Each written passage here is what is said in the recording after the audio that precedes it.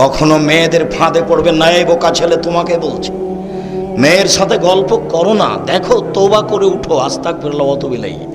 জিন্দেগিতে আর মেয়ের সাথে কথা বলো না। মেয়ে তোমাকে ধ্বংস করবে, তোমার বাপকে ধ্বংস করবে, তোমার বংশকে ধ্বংস করবে, তোমার জাতিকে ধ্বংস করবে। রাসূল সাল্লাল্লাহু আলাইহি সাল্লাম বলছেন, সবচেয়ে মানুষের জন্য ভয়াবহ, সবচেয়ে মানুষের জন্য বিপজ্জনক বস্তু হলো নারী। আমি মুহাম্মদ সাল্লাল্লাহু আলাইহি সাল্লাম ছেড়ে যায়নি কোনো বস্তু যেটা পুরুষের জন্য বিপজ্জনক হতে পারে নারীদের চেয়ে। দেখো তুমি কিভাবে ভাষা উল্টিয়ে দিল হাতে হাতে। জীবনে কোনোদিন তার সাথে প্রেমের গল্প করো না। তুমি ধ্বংস হবে, তোমার বাপ ধ্বংস হবে, তোমার বংশ ধ্বংস হবে, তোমার বিদ্যা ধ্বংস হবে, তোমার জাতি ধ্বংস হবে। তুমি হিসাব করে চলিও, তুমি চিনতে পারোনি। মুহাম্মদ সাল্লাল্লাহু আলাইহি সাল্লাম নিজে বলছেন, আমার জীবনে আমি ছাড়িনি কোনো বস্তু যেটা পুরুষের জন্য বেশি ক্ষতিকারক, ধ্বংসাত্মক হতে পারে নারীর চেয়ে। মুহাম্মদ সাল্লাল্লাহু আলাইহি সাল্লাম বলেন, ইন্নান নিসা হাওয়াইলু শয়তান, নিশ্চয় হচ্ছে মহিলারা শয়তানের জাল। রাসূল সাল্লাল্লাহু আলাইহি সাল্লাম বলেন, শয়তানের ষড়যন্ত্র দুর্বল আর নারীদের ষড়যন্ত্র সবল। তিনি বলেন, ও নারী জাতি, আমি দেখিনি তোমাদের চেয়ে কাউকে বুদ্ধিমানের বুদ্ধিকে নষ্ট করতে পারো। ও নারী জাতি, তোমরা এমন জাতি যে বুদ্ধিমানের বুদ্ধিকে নষ্ট করতে পারো। একবার তোমার দিকে হাসি দিয়ে যদি কথা বলে, তাহলে তোমার বুদ্ধি হারিয়ে যাবে। তুমি চেয়ারম্যান, মেম্বার, এমপি, মন্ত্রী, যত বড় পরেজগার হও না কেন, এক হাসিতে তোমার বুদ্ধিবিদ্যা, ঈমান কমে যাবে। তার নাম নারী। তুমি এটা বিবেচনা করি, উপস্থিত বৈঠকের মুসলিম বোন, আপনাকে আমি ঘৃণা করতে আসিনি। নারী আয়েশাও, নারী খাদিজা রাদিয়াল্লাহু তাআলা আনহা, জিবরাইল এসে বলছেন, মুহাম্মদ সাল্লাল্লাহু আলাইহি সাল্লাম, ওই যে খাদিজা, ওই যে তার হাতে একটা বাটি আছে তরকারির।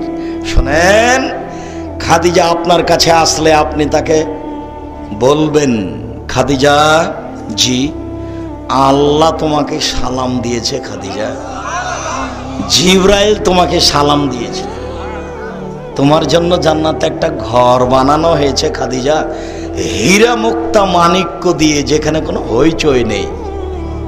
খাদিজাও তো মহিলা, আপনাকে খাদিজার মতো মনে করি। তো শয়তানকে, ওই যে আপনার পাশে বসে আছে, দেখেন, ওর ছোট ব্লাউজ, ওর স্বামী নাই, ওর বাপ নাই, ও বাপ ছাড়াই দুনিয়াতে এসেছে, ও স্বামী ছাড়াই দুনিয়াতে চলে। বল হিসাব। আপনি আমার দিনই বোন, আপনাকে আমি ঘৃণা করতে আসিনি। আমি আপনাকে আমি শয়তানের চেয়ে খারাপ বলিনি। তো আপনার পাশে একজন মহিলা বসে আছে, আপনি দেখেন, তার পেট দেখা যায়, তার পিঠ দেখা যায়, তার অঙ্গ প্রত্যঙ্গ দেখা যায়। ও কি মনে করে আর বাপ নাই নাকি? বাপ ছাড়াই দুনিয়াতে এসেছে। কাপুরুষ, ওটা তো আপনারই মেয়ে, জবাব আমি দেব। আপনি জান্নাত কিনে নিয়েন, জান্নাত পড়ে আছে।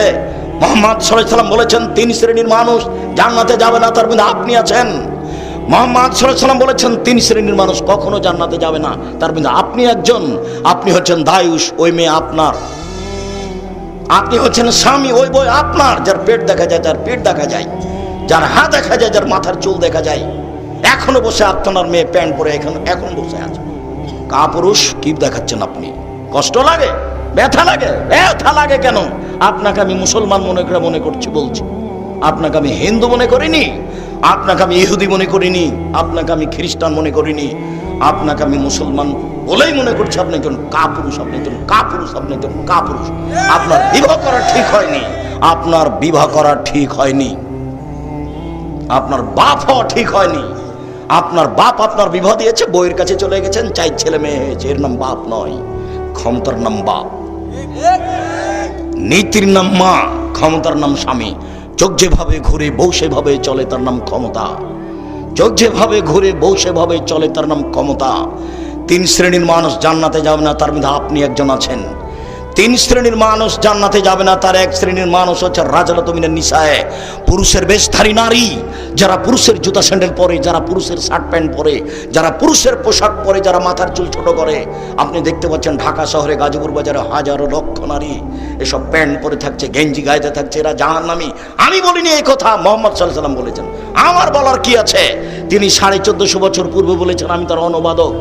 আমি আব্দুর রাজ্জাক বিন ইউসুফ বলছি, আল্লাহ আল্লাহর কসম, আল্লাহ আল্লাহর কসম, আল্লাহ আল্লাহর কসম, আমি 90 সাল থেকে এখন পর্যন্ত কোনোদিন অপ্রয়োজনীয় বাক্য বলিনি। আমি 90 সাল থেকে নিয়ে এখন পর্যন্ত কোনোদিন কেসা কাহিনী বলিনি। 90 সাল থেকে নিয়ে এখন পর্যন্ত আমি কোনোদিন মানুষের কাছে পথ খরচ পাতেও চাইনি। এই দেশের মাটিতে কেউ যদি প্রমাণ করতে পারে আব্দুর রাজ্জাক সাহেব একদিন আমার কাছে পথ খরচ পাতেও চেয়েছিল, আমি আব্দুর রাজ্জাক বিন ইউসুফ জিন্দেগি তার বক্তব্য দেব না। আমি গাজীপুরের মাঠে বক্তব্য দিয়েছি, টাকা দিয়েছে আমাকে 10,000, আমার গাড়ির বিল এসেছে 15,000, আমি বাড়ি থেকে 5,000 টাকা দিয়েছি। আমি মানিকগঞ্জে গেছি, আমাকে দিয়েছে 6,000, 5,000, গাড়ির বিল এসেছে 12,000। আমি দিনাজপুরে প্রোগ্রামে গেছি, 1 টাকাও দেয়নি, গাড়ির বিল এসেছে 7,000, 1 পয়সা দেয়নি। পরীক্ষা করলো নাকি আল্লাহ ভালো জানে।